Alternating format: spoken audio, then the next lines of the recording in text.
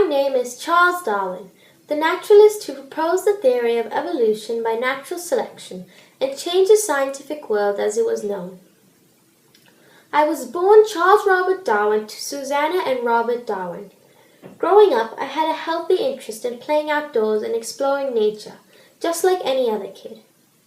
But of course, as I grew older, my dad wanted me to quit playing around with nature and to study medicine, so he sent me to school in Edinburgh. However, when I couldn't take it there, the sight of surgery horrified me. I finally put my foot down, quit medical school, and transferred to Cambridge University to become a clergyman. My father was not very pleased, but I thought, what's the point of studying something you don't enjoy? So off I went to Cambridge, where I became the prodigy of Reverend John Henslow, a botany professor. We maintained a great friendship, and he later recommended me to work aboard Captain Robert Fitzroy's ship, the HMS Beagle. It was planning to go on a journey around the world, and who in their right mind would refuse that? I yearned to see new things and make new discoveries, and this was the perfect opportunity. In exchange for this adventure, I had to pay my way onto the ship, serving as a conversation partner to Captain Fitzroy.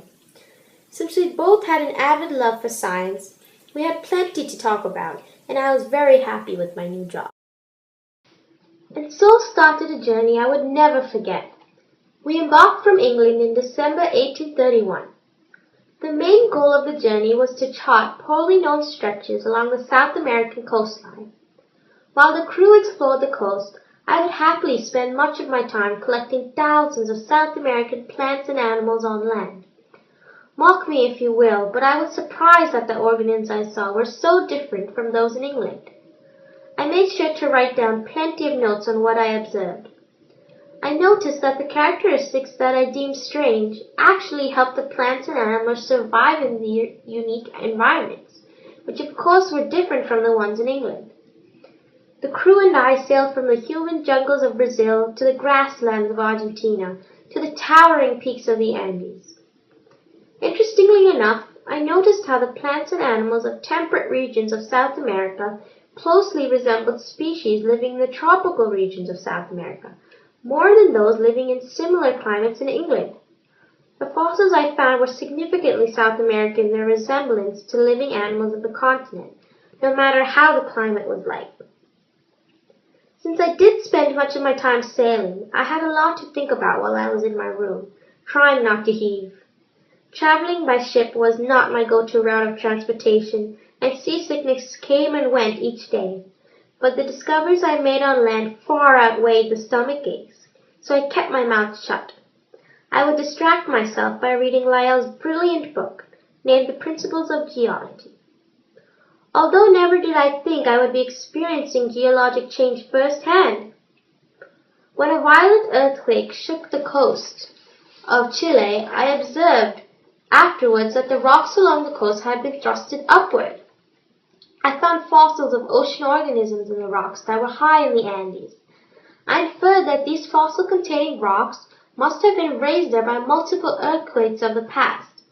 I began to realize that my observations reinforced what I had learned from Lyell's book. Physical evidence did not support the traditional view that Earth was only a few thousand years old. My interest in the geologic distribution of species only grew once our ship stopped at the Galapagos Islands, a group of volcanic islands located west of South America. These islands had some of the most unusual and diverse animals living there. They greatly fascinated me, and I especially took interest in the finches and mockingbirds of the area. I spent a majority of my time collecting and studying them.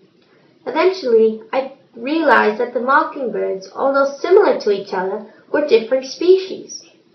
Each was unique to the island from which they came from. I then hypothesized that the Galapagos must have been colonized by organisms that had strayed away from mainland South America and later diversified, giving rise to new species on different islands, the species that I just saw. During my voyage on the Beagle, I observed many more examples of adaptation and was puzzled by the reason. Soon I had my revelation. I call the mechanism behind these adaptations natural selection.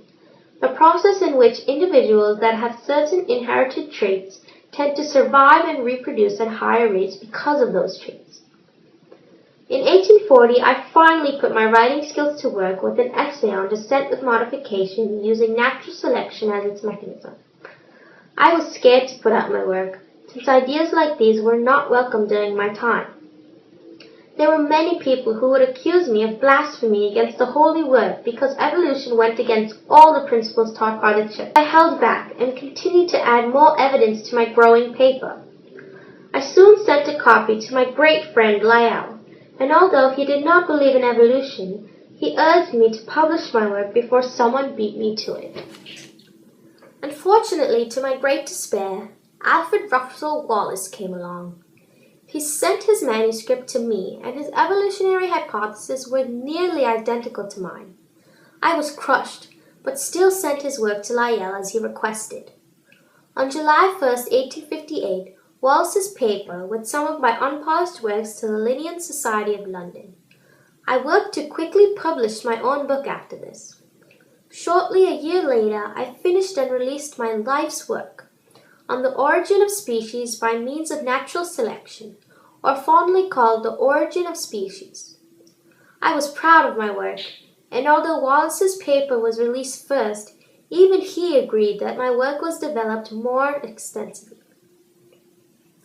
The response to my book was great, and most scientists were convinced that the diversity of life is indeed the product of evolution.